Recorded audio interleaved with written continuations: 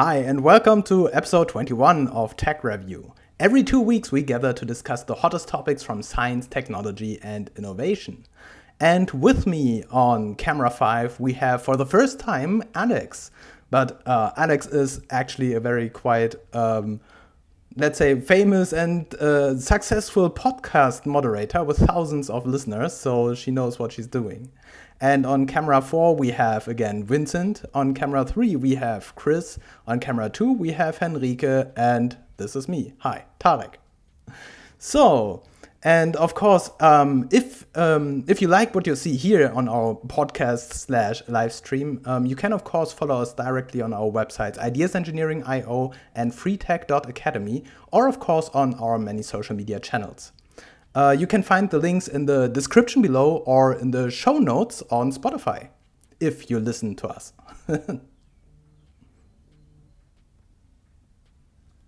Okay, and I just get the info that there is no sound in the live stream. Oh, okay. No, everything's fine. Okay. Then let's jump right to it. And now my browser is gone. What is happening here? Wait.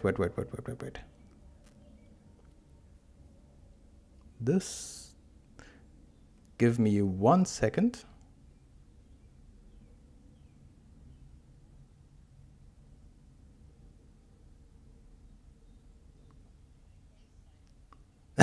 Yeah, you can start talking. I'm just wondering why the browser is gone. It was like 10 seconds ago it was here. Okay.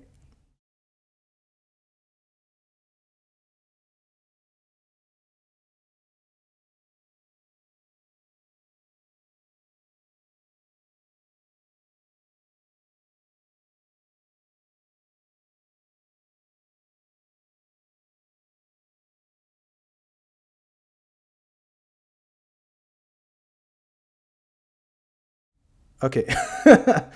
So, yeah, nothing wrong is going on. Everything works perfect, as always.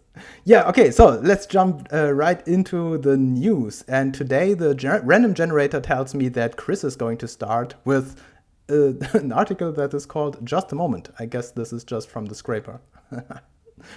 So it's from FinTech Magazine.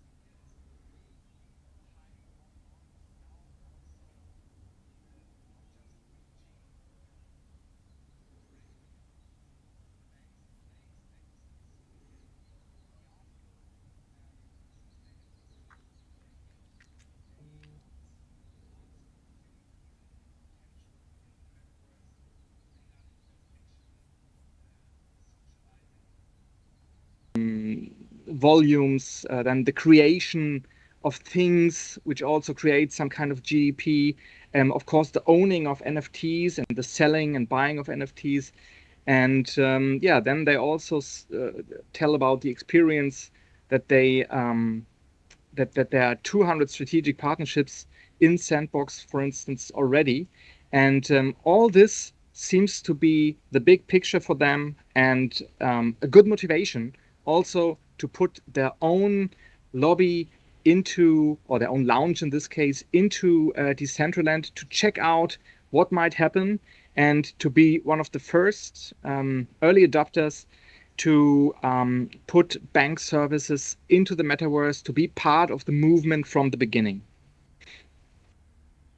And this I wanted to share with you guys. Uh,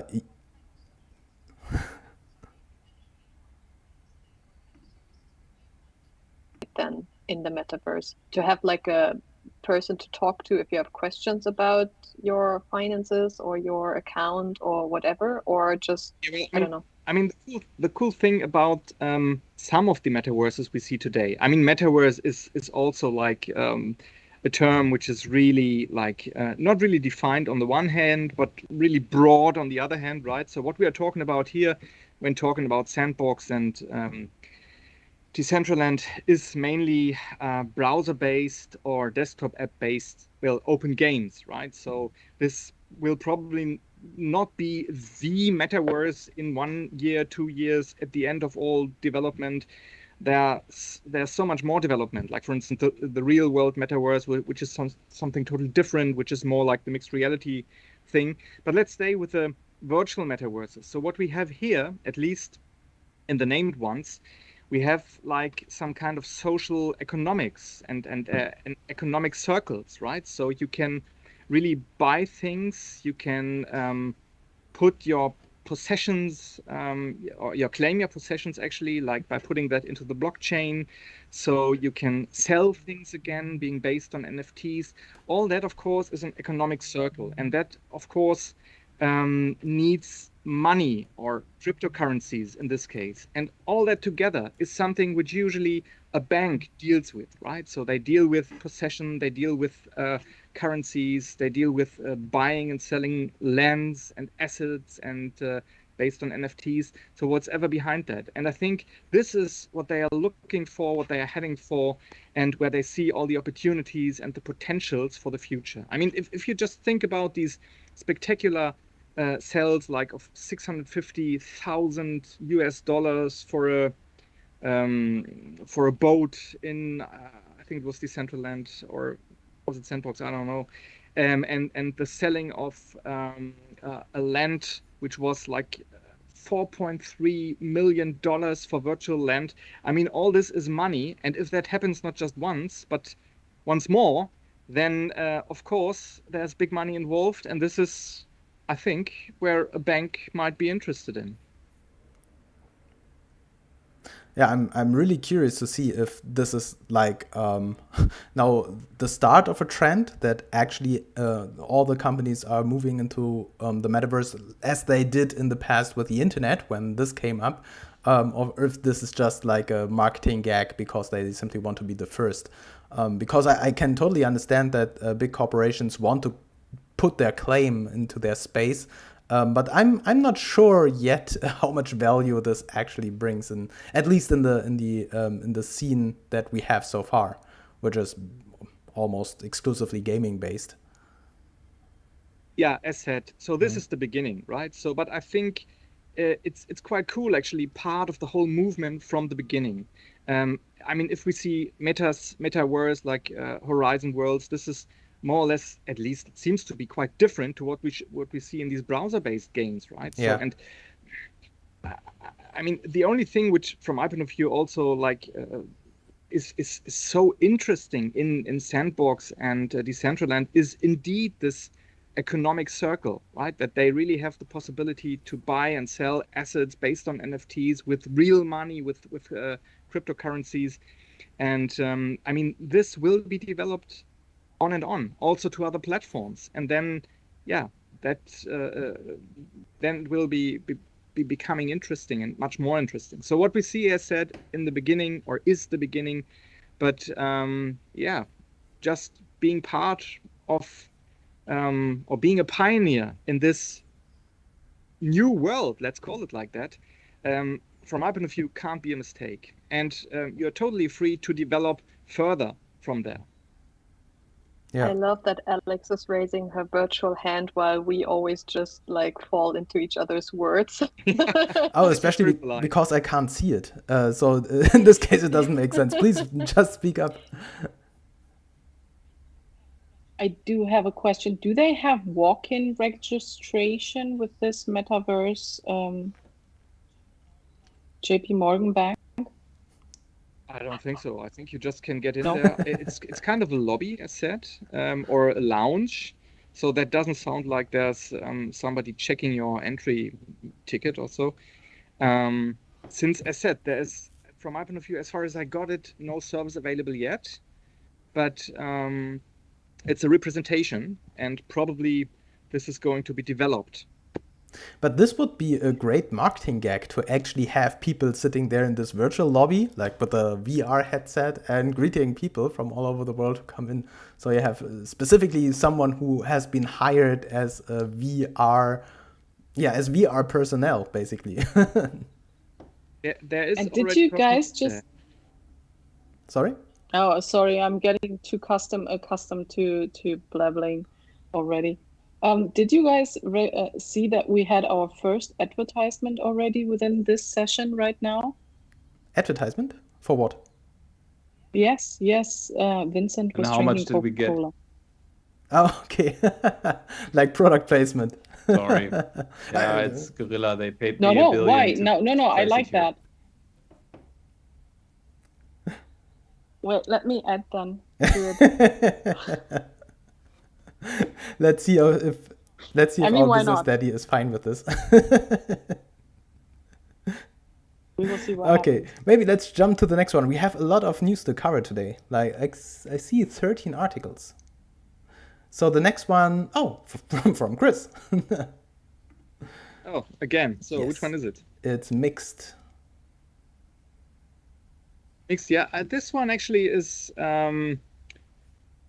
They just raised an interesting question, I thought, and I just wanted to share that why people are afraid of actually using VR. And this guy is actually raising kind of a theory. He says, probably the real reason why people are afraid of getting into VR, or why the numbers are not rising as quickly as it had been expected, is that during the last years we have been all used to quick switches into our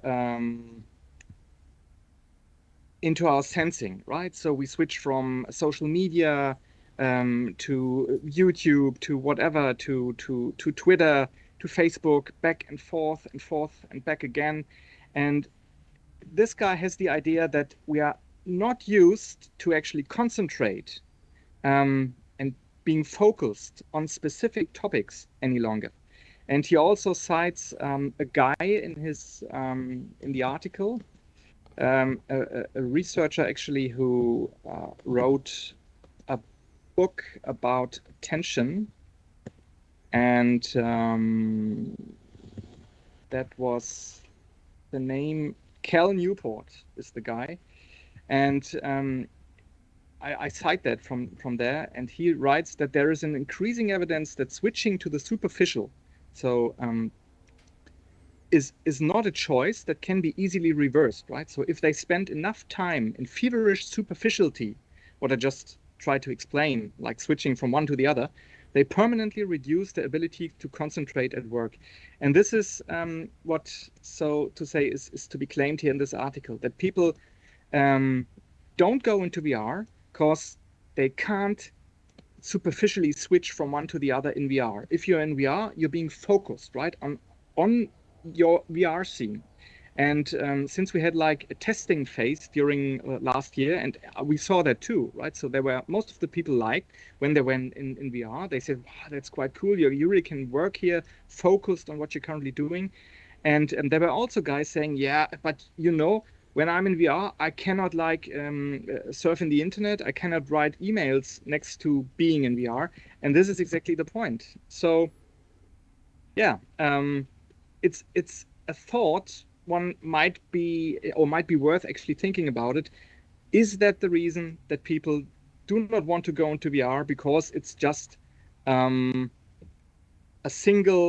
one type attraction thing?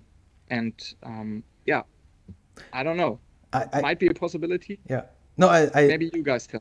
I totally like this theory, and I observed this myself. I am a passionate VR user, but I have exactly this experience when I'm spending a lot of time in VR, that I feel like itchy because I can't like reach my phone and I can't see my second screen and my third screen. And I actually started building workarounds, and there are plugins which allow me to create secondary and third monitor screens in VR. For example, if I fly my space simulation game, then I sit in my cockpit and I actually have additional screens in my cockpit showing the chat room and maybe a TikTok screen or something like that. And so I'm in my cockpit and I have like secondary and a third screen in my cockpit, simulating my desk where I have a second and third screen. And it's kind of a possibility. I'm not sure if this is a bad workaround, because maybe we should try to focus more and evolve back into a more focused way of working. But it's true. It's true. This is a reason where I, in the beginning, was thinking, should I go back to 2D gaming simply because I have like this great desk and my phone and 2 screens or 3 screens, and this might be more convenient than actually being in VR, unless you have like virtual screens in VR. It's true. I can totally understand that.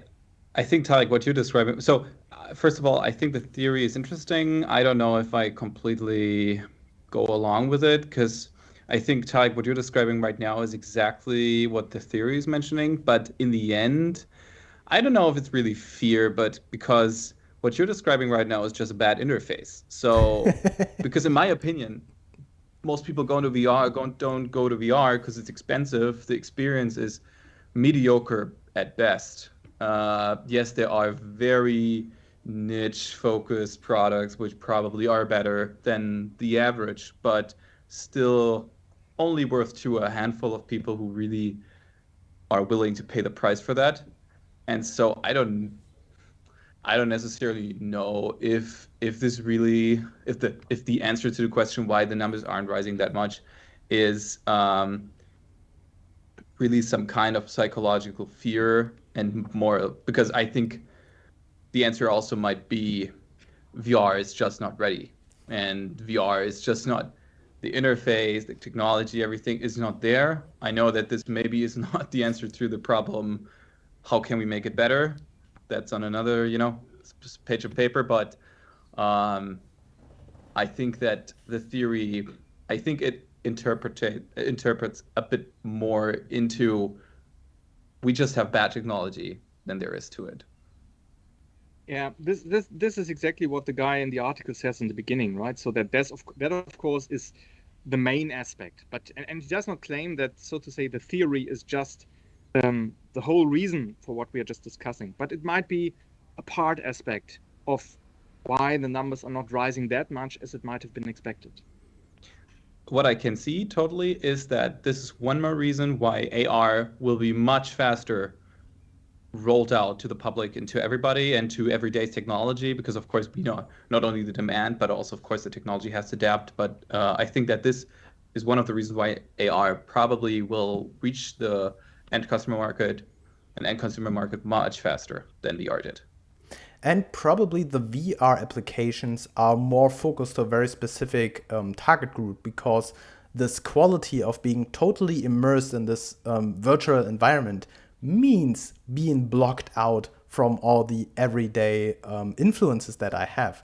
So I'm not able to see my second screen, but this is by design, because I'm supposed to be fully immersed in this virtual reality. And if this is not what I want to have, because I want to work on 5 things at the same time, then VR is probably not the right application for this particular use case that I'm in right now. Okay. Yeah, but super interesting, especially because we are now kind of at this brink of introducing this new technology in our regular everyday life. And at Axel Springer, we are already using like VR technology for virtual meetings during the pandemic, right? Okay, so yeah. But nonetheless, I totally agree that the AR, or let's put it to mixed reality, actually will be then more successful in this aspect, right? Since you really are not blocked out, you really have like a connection to the real world, but you have an overlay of virtual objects you can interact with. And nonetheless, you're still in your real life. So that will be probably then the real world metaverse thing, which we discussed a little bit beforehand. Right. Yeah, and I see my random generator really works random because Chris is the next. It randomly selected that all of Chris's links come in the beginning. But I mean, to be honest, this is true randomized. If someone would organize the articles in a random fashion, this person would not put 3 links from the same person directly at the beginning. This proves that this is really randomized. Or you just like Chris a lot, you know? Sure. Okay, so yeah, this one I liked actually, not this one, but if you scroll down a little bit further, you'll see the combination of metaverse, like horizon worlds in combination with AI. I mean, don't look at the graphics here too much in detail. So this is not the best graphics you've ever seen, but if I don't know, can you play the video? So this is what I like, that the guys are actually talking about more or less the empty space and then have ideas of how to fill that. Let's have a little bit of a sky, some clouds, a palm tree, whatever. And then, so to say, the eye makes it happen. And this is how I imagine a future interface in the metaverse, right? So exactly like that. And of course, a little better resolution maybe, but you see the principle in here. They just talk about it. They just, so to say, order it by just speaking about it, and then it occurs. It's a little bit like, like magic. But this is, as said, how I would imagine a really proper user interface in the metaverse. And I think this is the beginning, of course, but this is the right track. Really amazing, I think. I agree with you 100%. It's not only like in the movies or anything, but more or less what I believe this future can look like. Because right now, I mean, we have all these workarounds of scrollable lists, objects, categorized, etc., etc. I mean, if you have ever built something in a computer game or anything with the builder tool, you know how hard it is to find the right object, but you have it in your mind and you could describe it right away, but still you have to click through a billion submenus to create something. And I mean, this is the revolution of this, what I can see right. I mean, I didn't read the article, but from what I can see. And I think that's just amazing. Really, really cool. I mean, in particular for for Meta's approach of creating these things, I'm still working for the everyday applications where we can actually use the metaverse not only for these gaming environments or this let's meet in VR, but actually having these spatial computation approaches of utilizing the metaverse in real life applications. But yeah, I think it's a great step from Mark Zuckerberg to simply open up this technology for the broad public, and probably even getting like the youngest generation into this and making everyone being familiar and not be afraid of this new technology, so that they then in 5 or 10 years can really dive into it and make this technology part of their everyday life. Yeah. I mean, the cool thing here is, I mean, in the end, what you have is a voice-controlled UI, right? So it's not more, not less, but a voice-controlled UI which understands you, which understands what you want, and this is what makes the difference. It does not have just a set of commands which you can like speak and then something happens, but you really can think what you just think about, or you can say what you just think about, and then this happens. And this is what makes the difference. And of course, you can adapt that also to the real world metaverse, like with the mixed reality thing, for a broad variety of use cases. And if we have something like that, I think we have a big step into whatever might be the metaverse in the future. Oh, I love to see that in the hands of children, because children describing whatever they're thinking is going to be amazing. It's going to be mayhem, and it's going to be the horror of everything that is in our heads. Like, can you imagine Potato Head with claws and things like that? When children start to describe what they are thinking, that's going to be awesome. As soon as they start describing, it's going to be like Nightmare on Elm Street. Do it your own. Build your own Nightmare on Yeah, Elm but Street. I guess this will be a lot of fun because these children, they learn how to use this tool. And I remember when I was a child and for the first time I had something like a cassette recorder, and I was able to record my voice and have other people record their voice and then like press stop and play and rewind and fast forward and these things. It was so much fun, and I learned being creative with this. And I could imagine that children, in the beginning, it will be weird because this machine will not understand what they try to say, but they will learn and they will describe this. And I remember I saw once like a clip of like a, what's it called, Plüschtier factory, where they make these teddy bears, and they got drawings from children of their favorite animals, like really crappy drawings, and they created and then they start exactly to reproduce them. exactly They look amazing. they look like nightmarish creatures, but the children were so amazed because they were originally what they were drawing, what they were creating. And so I think this might be amazing. And we all know how bad it sometimes works when we try to talk to Alexa, for example. But you learn to speak in a certain way and use certain phrases. And I think when children will be very, very easy adaptable to learning how to use these tools. Yeah, but nonetheless, later on, you might need some protection filters. Sure, as always.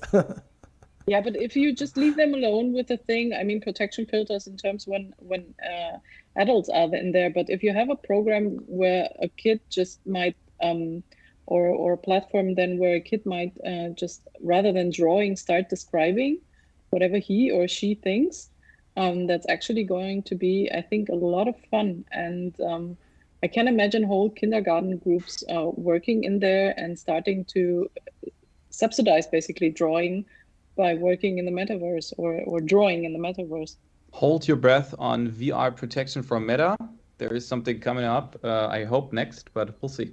Let's see. What a good... Depends on how much Tarek likes you. Article Not so 4 much. comes from me. What is this? He Oh, likes yeah. himself more. So, this one was my favorite article of the week. It's about these electronic mind-controlled cat ears. Yeah. And this article describes how a maker called Jess DeMauro used a Mindwave EEG headset to build mind-controlled robotic cat ears. This Mindwave headset is a product that already exists. You can buy this. And it creates an EEG and provides this data to an interface. Yeah, and usually it is used like for meditation exercises or these things. But you can use this data for other applications. And based on these readings from this mobile EEG, an Arduino microcontroller moves these ears, which are attached on top, with little servos.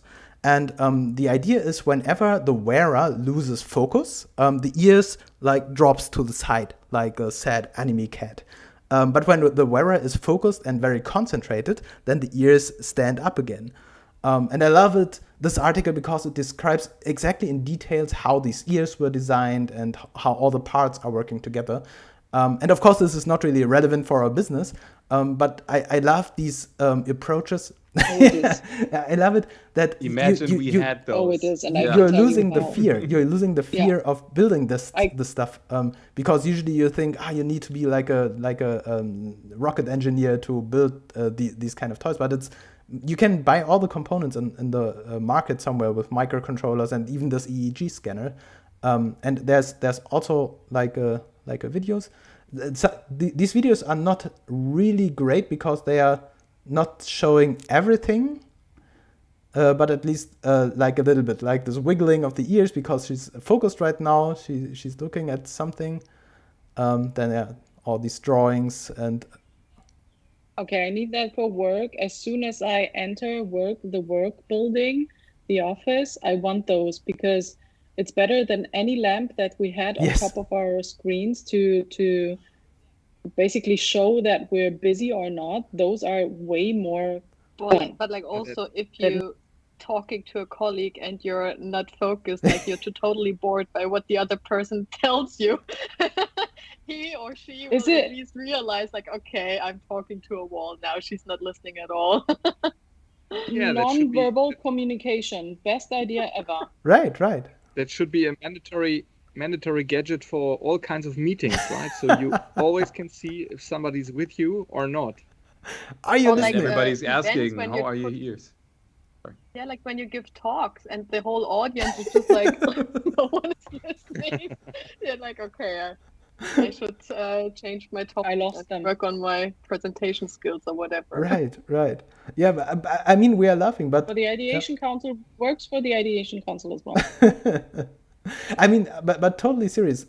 This is crazy. We are always searching for ways of replacing a lost arm with a prosthetic or a lost leg or something like that. So replacing organs or body parts that we need, that we lost. But what about new body parts that we never had, but that we can create and attach to our bodies and control by our mind? I mean, this is sci-fi and cyberpunk things.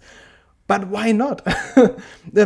Aren't there like applications where factory workers get like a third arm to hold stuff while they are using their hands on other things? I think those things already exist, right? You can maximize the output. Yeah, or like these exoskeletons that support your body while you're carrying heavy stuff. So we already kind of developed these things, but this is just for fun. And I mean, if you can buy this, it might actually be something where people enjoy having like an additional part of like ears for showing stuff. Yeah, like these shirts that are displaying messages of your mood, right? I'm happy right now, so my t-shirt displays, I'm happy.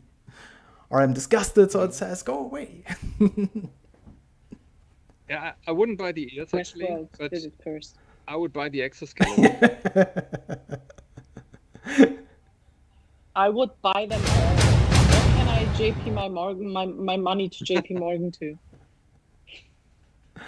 Yeah, maybe it's the first business case. Yeah, first you control the exoskeleton, then the exoskeleton controls you.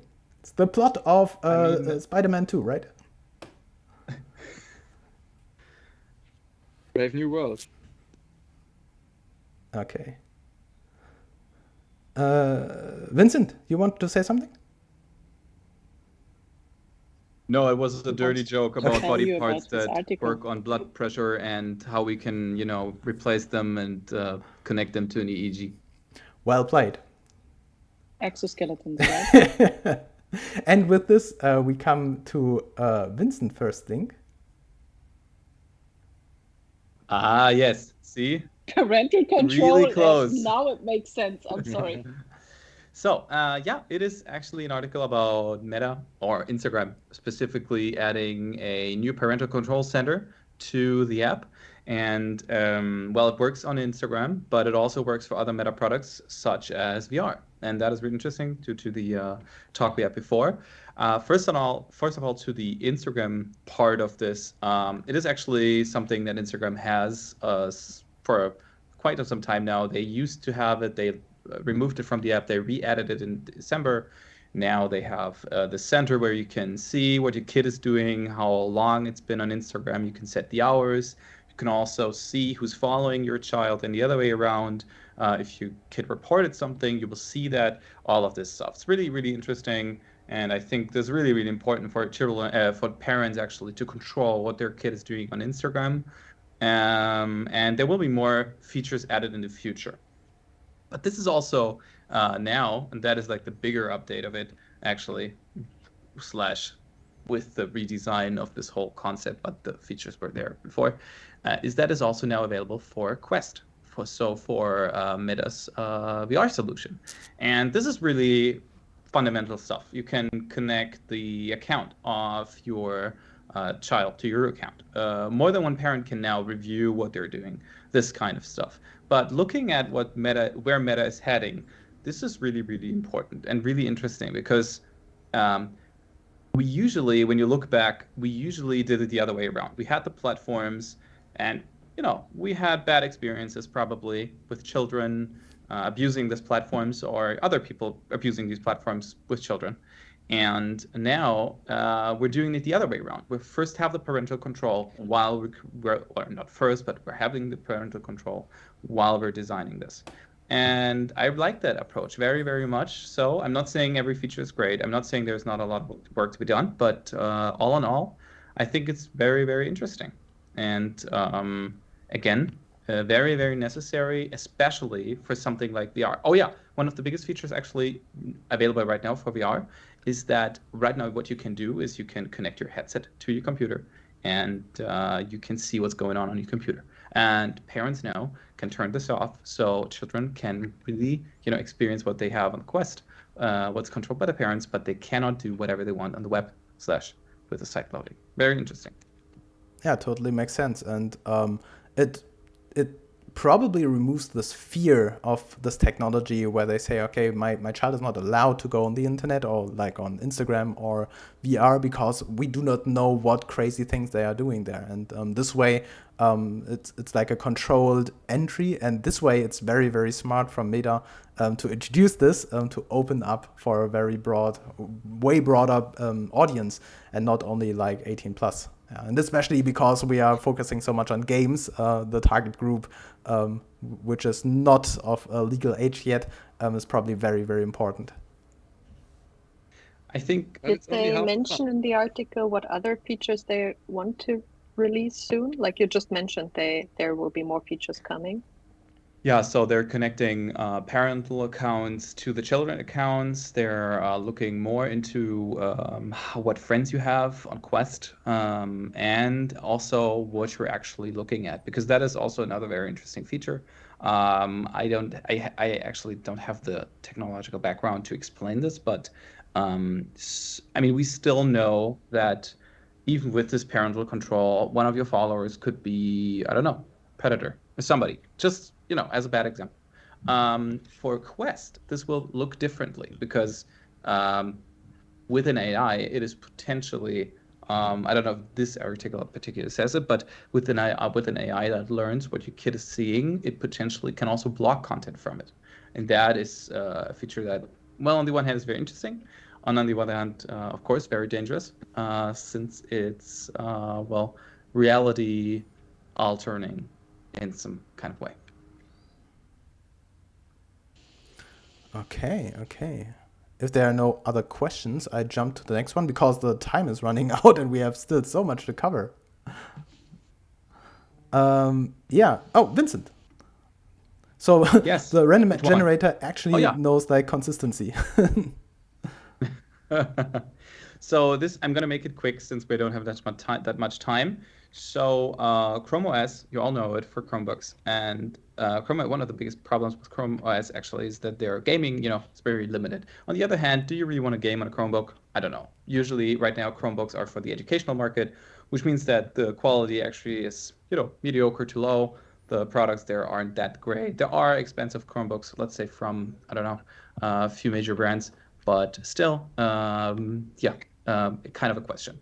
And then there now is Chrome OS Flex. And Chrome OS Flex is something you can install on any device. You actually can also install it on a portable SSD mass storage. And that is very interesting because you can install it on any device. So now there is, and that is why I brought it here today, there is Steam as the major gaming platform for a lot of games. And they launched their alpha for Chrome OS. And interesting about this is that they also have been launching it for Chrome OS Flex. And this brings me to the question. I don't know, nobody talks about this, but my question is, didn't this just break the business of devices? Because let's be honest, you have Chrome OS Flex, and this is just in the beta phase. That means that developers are still working on it, and in the future you will have it. It will be even faster. It will be even slimmer. It will be even more stable. And then you have platforms like Steam coming on there. I mean, it's a Google device, so I'm sure we'll be seeing some optimization looking on Google's cloud gaming service, Stadia, and I'm sure there will be more coming down the road. And this leads me to the question. I mean, yes, cloud gaming, cloud working, etc., all of this is potentially the same, but still they needed an operating system which is kind of connected to what kind of resources your computer has. Looking at Apple, let's put it to the side, but looking at Windows 11, also a big trouble with, what components your computer actually has. A lot of disappointment there. But in my opinion, this just broke the business of creating new devices, because now you have Chrome OS Flex, which you can put on anywhere. It is maybe not the software you like the most. I personally would probably not prefer using it since it's from Google, but that's another talk. But still, you have it. And now with this major platform coming on, for a lot of people, gaming, which is, a major group of the computer market, or of the digital market, why buy a new device? Why buy, with 5G coming up, why buy anything? You have your old computer. You can use a computer with a dual core processor or more. So, everything is ready. So why buy anything ever again? And I think that is very, very interesting, and that's why I brought it here today. Yeah. What do you think? I think this trend already exists like for a while, at least in theory, where you have like high-powered GPUs in the cloud, and you have a very slim device at home. And for example, as well for VR applications, I always thought about this, because these high-end VR devices that are not like the Quest, for example, they require a very strong PC, like a gaming PC with a very, very strong GPU. And this is very expensive to buy, and it would be maybe cheaper to like rent these cloud services and have the data directly streamed, maybe to a slim Quest device, and everything is pre-rendered in the cloud. And because we have 5G or very, very high internet speeds, this is possible. And so it actually might be that the next generation of devices might support this kind of streaming. Even though I guess that if you are a lover of high-end devices, you might want to have your own stuff at home, and then it might be cheaper over time if you use it every day, instead of like renting cloud services for generating your content, or like the renderings. Yeah, so probably both will be an alternative. Yeah.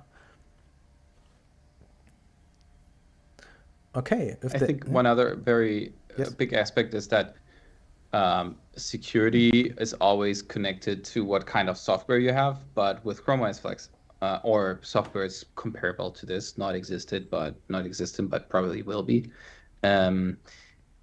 You have something that is very slim for free, and security is built in there. And so this is also an aspect why you don't need to buy anything anymore. Well, looking at, you have a very good internet connection. So yeah, it was just shocked me. Yeah, but I'm curious to see how, if this is a project that will become like a major part of Google's product landscape, or if this is just an experiment and maybe it will disappear because people simply love the devices. Okay, next one is me. So I brought some more news from the world of robotics and AI, and even though it is not directly like a Terminator-themed AI robot, but the story is about. Ooh, sorry, I misclicked. The story is about these four-legged robots, and usually these robots are programmed to move very carefully through terrain, because they are also expecting the worst scenario of things that are happening. So they do like these very small steps, and it's very complicated to make them run very fast, because it's very dangerous, because they can step, or like the ground can change. And if we want to move these robots more agile and faster, they have to be able to learn how to do that, right? Like machine learning. And so we are using neural networks and machine learning to let them adapt to different terrains. But this takes a very long time, and this is very dangerous, because having a robot learning to walk like a toddler means it can crash, and it runs into a wall and break things, and this might become very, very, very dangerous and expensive. And now researchers at MIT used a shortcut, and they have basic data about how the robot should move on gravel and ice and other surfaces. And so they can train these robots based on this knowledge offline, like a computer program. And this may take something like 3 hours to give them 100 days of walking experience. And so when they start learning by doing and learning by self-experimentation, they are already like adult robots that are able to have like basic walking. And then they are mature enough to start learning by trial and error. And this is then way better. And the running style that they develop by learning themselves is not really elegant, and you see this here on the screen. But it is actually their most efficient way, as they learned it, or they taught themselves to run as fast as possible. And this reminds me to the Matrix, right? Like Neo is going to learn Kung Fu, and so they just upload the knowledge about Kung Fu into their brain. And with what we see here, it's not the same. We can't just upload knowledge about the terrain, but we have this data, and so we can like train their brains without them having to move their body. And it's so kind of similar, yeah? So we teach them to walk on ice, and then in like 3 hours, they learn and they have the experience of 100 days walking on ice. And this would be amazing to be able to do this with human brains. And by this, I just remember yesterday I tried to train a deepfake Barack Obama to make our tech review introduction. This is President Barack Obama. Welcome to Tech Review. Welcome.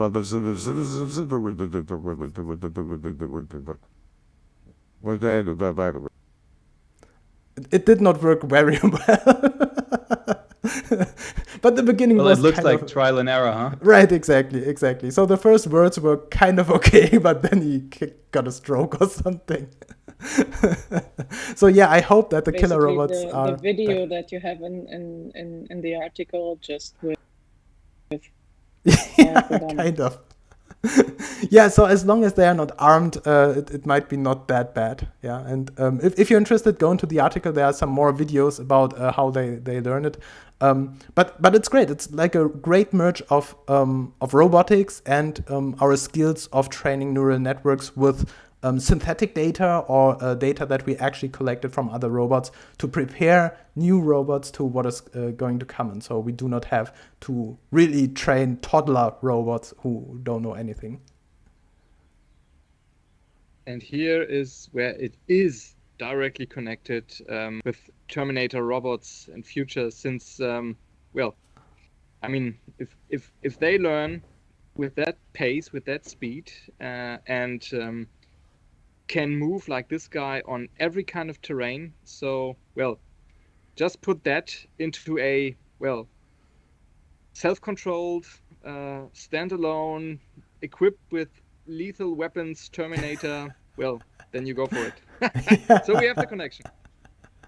Actually, I just read an article. I didn't paste it in here, but only what was it, 40,000 minutes or something, an AI learned to come up with new bioweapons. I posted it. I have to paste it, but the random generator didn't choose me, so we could talk about that. But I read the article just without you. I just, like by stumbling upon stuff. And so, what was it? 40,000. Yeah.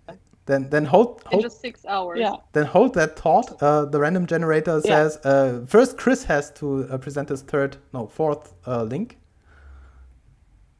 Yeah, it's okay. We have to address this issue of bias of the algorithm, because at this point it's only meant. Oh yeah, that's true. Exactly. This is AI bias, absolutely. And maybe next time we just like choose and select the articles with our human logic. Might be more fair than what we have now, and we can skip that anyway, since we just had that. It's the same article actually. Okay, yeah, interesting. Yeah, right. Same topic. Interesting. Okay. And now tell your random AI thingy here to take Henrique's article now. It's Alex actually. This. So maybe it's just Henrique. Well, mine is very, very short, very brief. TikTok. You maybe stumbled upon TikTok someday, probably by accident or maybe also during work. I don't know. You know that Meta has an issue with losing users. This article is all about how Meta is trying to gain, who probably is trying to gain new users in TikTok, and eventually will probably start to advertise that they have a platform over there called Meta, called Facebook, formerly called, also known as Facebook in the past, to lure the little kiddies and the people that are more focused onto TikTok to come back then to Facebook or to sign up for Facebook Meta then in the future.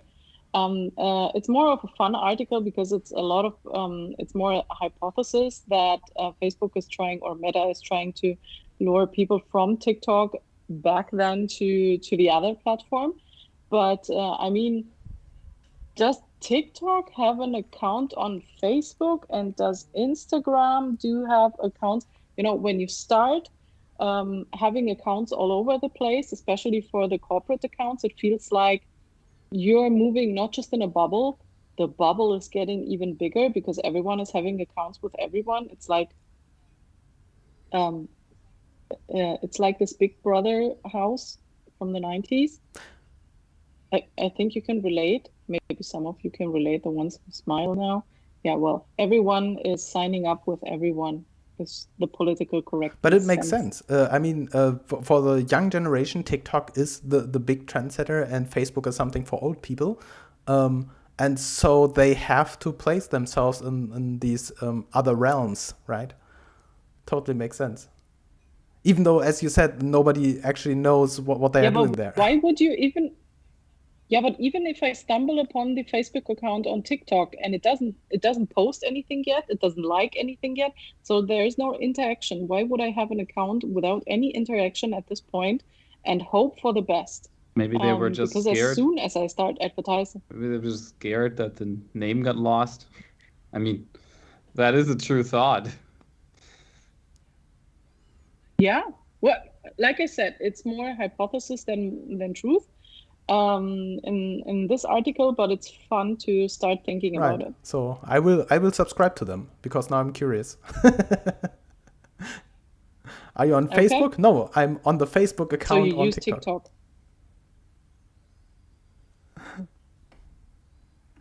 Okay. Leaving the floor to Henrike. I can jump to Henrike. Next one would actually be again Alex. And then it's Henrike. Okay, let's jump to Henrike and then... No, the second one is just boring. It's about holograms. Okay, then now hold on. It's going to happen. I found this article really interesting because Alex already mentioned it. There has been researchers found out that in a very simple way, a very easy way, it's possible to find new chemical weapons in a very short amount of time, and they found 40,000 of it. What they did is they usually they search for helpful drugs and sort out the toxic ones, but they just basically flipped the switch and they told the AI to look for the toxic ones, and they found 40,000. So some of them actually were really pretty close to the most, I think, potent nerve agent, VX, I think it's called, VX, the most potent nerve agent ever developed. So only a very, very small amount of it is already deadly. So some predictions they found are even more toxic than that one. So they said they did not verify that, and they also don't want to. But even if you think that there's a lot false positive among the results, among the molecule structures they found, there still means there are more, dangerous ones still available or possible.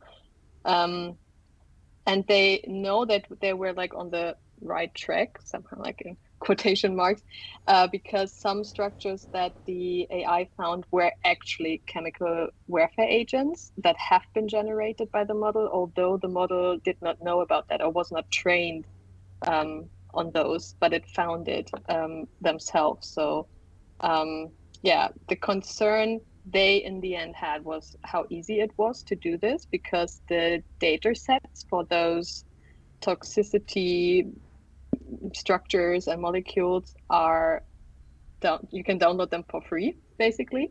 So it's very easy to get it. And if you have like a decent, knowledge about Python and machine learning, you just need a weekend and you can, build it yourself. And they were struggling whether or not they should publish these findings, because it's a thing to tell everyone like how easy it is to, create new chemical weapons. But that's actually the thing. Like on one hand, it's a thing to find those new structures, but actually have the knowledge to synthesize this and creating real dangerous drugs out of it is another thing. And also they were like, okay, if we now thought about it, like others probably have thought about it as well or will think about it, let's get ahead of it and publish it and make everyone aware of the potential misuse. Because they also mentioned that as a researcher, they working in the chemistry field, they been like educated and there are guidelines about misuse of chemistry, but not on misuse of AI in that regard. So to make also researchers aware of what could happen. So it's like all about the responsible use of AI, the responsible use of data, open data, like for researchers as well. Like, should there be a limit or should there be kind of restrictions if this can come out of it? And also like the aspect of educating others without kind of encouraging or induce something that you actually do not want, and like the thin line between those things, which I found really interesting when reading the article. Like this is really just a brief summary of what's in there. It's a very interesting interview that they also summarized in that article that I recommend reading. Isn't that the question of should you be able to print your own gun with a 3D printer all over again? Because I think that's exactly the same,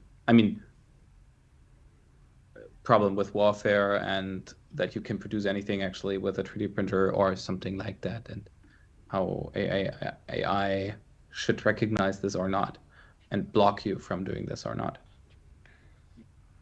Yeah, I totally agree. I don't think we can stop it. And of course, this comparison with a 3D printed gun is kind of the same realm. Maybe not as deadly as like mass producing weapons of mass destruction, but we can't stop the science. Yeah? And so of course the publishers of this paper can like stop publishing it, but someone else will discover it. And these development of ethical frameworks for AI development and research, I guess this is the most important thing, where these institutions and these countries who are participating in AI research have to really think about what they allow to do this, and that we educate like future researchers and people who are joining this Wild West right now in what the boundaries are in what we are doing. And we can talk about like weak things like data protection and privacy concerns, but of course using AI to like find new nerve agents, this is a completely different way of crazy thinking, right? Who thinks of things like that? But yeah, this must be of course regulated and taught to everyone who participates in this field. Yeah, Yeah, but how realistic is that? What? Tarek, in the end, there is always what's possible will be done. So, and if you have regulations, okay, let's say 90%, 99% of the people follow that. And there will always be this 1% of the people actually crossing the border and doing something else. So I think if a thought has been thought, then you cannot take it back. And this is exactly the same here. And now we are not just talking about just one thought. We are talking about millions of thoughts in a very short amount of time being created by AI. So again, show your Terminator.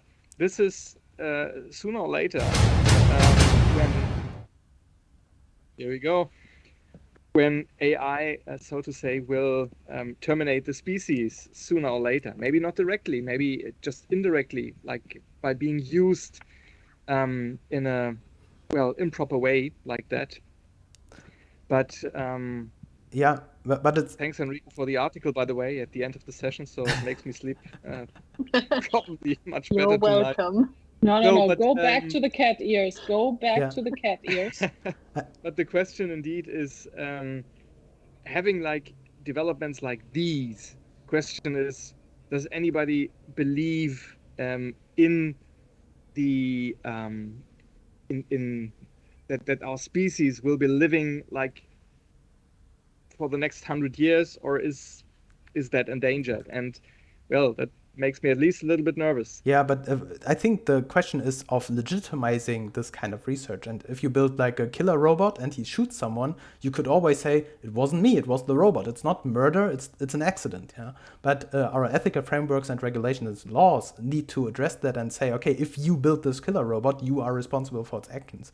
And so if your AI trains on creating weapons of mass destruction, then you commit a crime against like global law against weapons of mass destruction. This needs to be clarified that there's not legitimizing this kind of research, and someone needs to be responsible for that.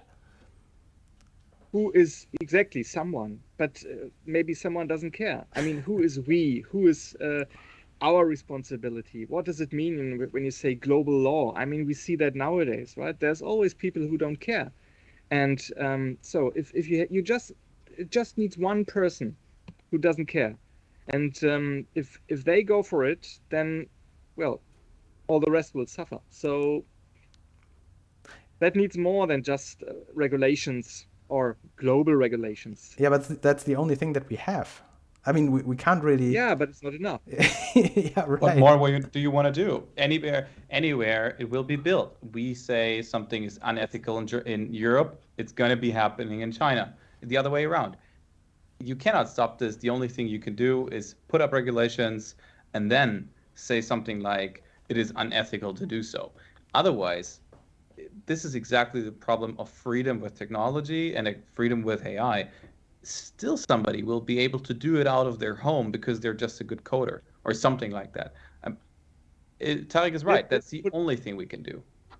Yeah, but you said we can't. What can we do? That was the question, and you actually gave the answer yourself. You said, yeah, you can't do anything about it. That's exactly the point. So let me put it like with just this one phrase, which actually occurs always in situations like these, maybe pandemics or the climatic change or everything. The question is not if these things will happen. The question is only when they will happen. And if we can create a framework to discourage anyone who participates in this to not do this, because we execute them or we put them in jail or whatever we have in our legal right to do so. And you can take the same argument with people shooting other people with a gun on the street. We have laws against this, but nobody can actually enforce this in every single case. You can still get a gun, you can still shoot someone, even though we have laws against this. And it doesn't make sense to say, okay, since we can't avoid this one case, laws are useless. We still need to have these laws.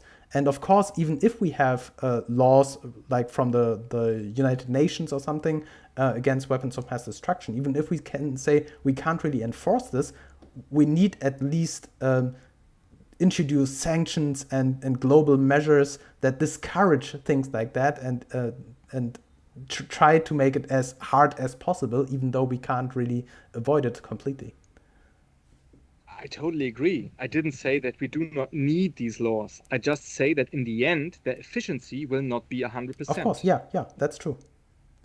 But that's the same with everything. We can't, unless we like destroy all computers, we can't avoid. Yeah. Yes, exactly. Let's pull the plug. No, let's not do that. Literally, right? We're over time, I think. Yeah, right. That is true. Yeah, fun way to I'm very end this very session. sorry. There are two more exactly. links from Vincent and Vincent. Oh, so we dissed Vincent twice today. Unless Vincent, there's still TikTok expanding the pilot of its stories feature, and Facebook's developing reactions for it. Yeah, TikTok story is something for another time because it's just in beta mode, and Facebook bringing up reactions for Reels, and the only comment I had there is why. But yeah, we can also talk about this another time. It's just ridiculous, and therefore, yeah, very fun. Okay, I will move this to the next session. Yeah, then thank you so much, and sorry for the small hiccups in the very beginning. It's always very undeterministic how this whole setup with all these moving parts is behaving. But still, thank you so much for all your amazing links and this very, very vivid discussion. I really enjoy this, and I think that this is the most valuable thing of the tech review, that we are really discussing the pros and cons of what is happening in the world of technology and research and science and innovation, because this is the hard. Those are the hard questions. So keep bringing these topics, and I wish you all a very nice afternoon or day, depending on the time zone where we are all in. And see you next time. So, bye. Bye. See you then, and enjoy every moment of your life. Yeah, that's important. Before we pull the plug. Exactly. See you then. Tarek, I love your microphone. It's nice.